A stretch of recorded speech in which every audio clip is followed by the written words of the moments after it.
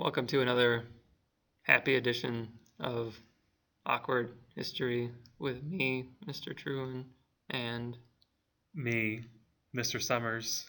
since it was so awkward last time, I'm just going to talk in a monotone voice to bore you. Today we're going to talk about the Berlin Conference. It was a thing that happened once. Okay, but for real. Background: Germany unifies in 1871, and this is a very important moment in European history because Germany becomes one of the most industrialized nations in Europe, and that directly leads to its role not only in the Berlin Conference, but both of the world wars. Now, as you can see on this map, Germany is much bigger than it is today because it encompassed Prussia, which no longer exists. And once Germany unified, there was a strong sense of nationalism among them. And recall that nationalism is your more militant and aggressive form of patriotism. Kind of that idea of like, we are better than everyone. Combine that with the industrial nature, and they are ripe for aggressive behavior. And that's the behavior that we associate with imperialism. So some more background. King Leopold II of Belgium, he had this grand idea that look at all these uncivilized people in Africa, let's go civilize them. So back then, it wasn't considered, necessarily a bad thing. They thought they were doing the best thing for these people. Like, look at them. They have no culture, even though they have very rich culture. They have no schooling. They have no, quote, intelligence. So let's go civilize them, make their lives better. This is the white man's burden. Am I right? So recalling the Robinson Crusoe excerpt, all those ideas are coming into play. So we are creating the Congo Free State. France gets very jealous. So they're like, well, we want some stuff. So they go over the ocean over to Haiti and they say, we'll take this. So people in Haiti still speak French.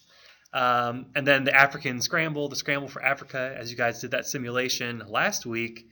Things got a little bit crazy. Everyone's trying to get their hand into the African pot to say, we want some of these pieces.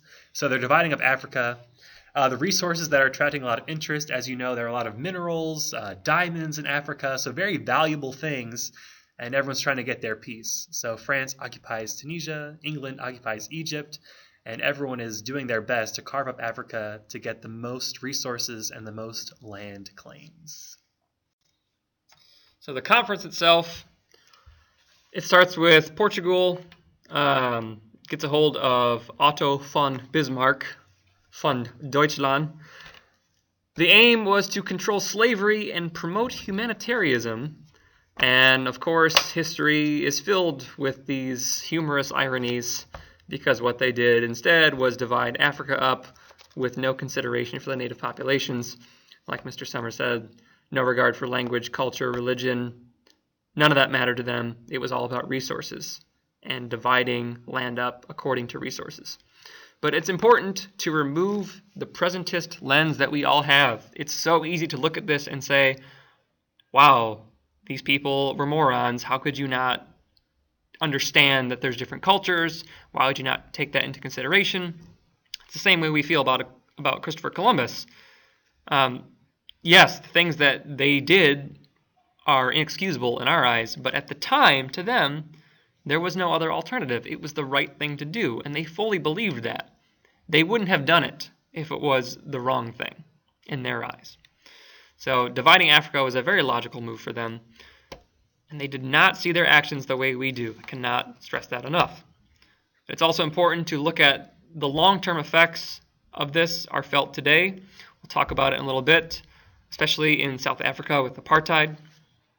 Moving on. So some outcomes from the conference. There were borders that were created for political needs. So you all had those maps. If you take a look at them, you can see on this map as well, your different colors there showing you who got what. The brutal treatment of native populations. So I can only assume that many people were put down to comply with these outcomes that we had. King Leopold II and the Congo Free State we talked about before. Heart of Darkness was a novel written by Joseph Conrad, illustrating some of the horrors that were occurring during this division of Africa. It shows you how intense these people were and their intent to kind of have control over what was considered their land now. And then we have the Berlin Act and its responses. Created a neutral zone in Africa in case a war broke out, and some countries that were involved were Belgium, Britain, France, and Germany. And another thing to point out with the brutal treatment of native populations, a way to compare this, if you recall from one of our first discussion topics, was the encomienda system in the colonies, where these people would have a certain quota that they required the Native Americans to have, and if the Native Americans would not meet this quota, then they would be killed or they would lose an arm or another limb. And this is the same thing that happened in Congo under King Leopold. If Native people did not have their quota of resources, then they would be losing hands and legs and arms. And this not only applied to men, but women and children as well. So zero tolerance and zero mercy for people who were not living up to the European standard. And as you can see here on Africa, the Berlin Conference ran from 1884 to 1885. So notice, immediately after the conference ends, Africa is surprisingly not as divided as we might have assumed. But still, as these people, or as these Europeans progress over time, you see in 1895, it really starts to build up. And then by 1914 and 1924, Africa is divided among European powers with very few independent states. And if you look at a modern-day map of Africa, it's very similar to this 1924 map. So the legacy of imperialism still exists today. So some long-term effects, the possible connection to World War I. A lot of people forget about this.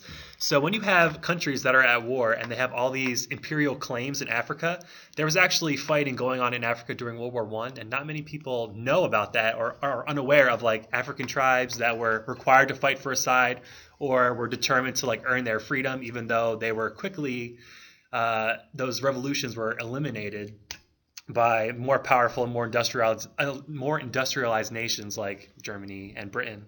Apartheid in South Africa. I'm sure everyone has heard in the news that Nelson Mandela has recently passed away, but he was a leader against apartheid in South Africa. So what is so strange about apartheid is that the white minority in South Africa controlled the African majority. So it's similar to Jim Crow laws that we heard about after the Civil War.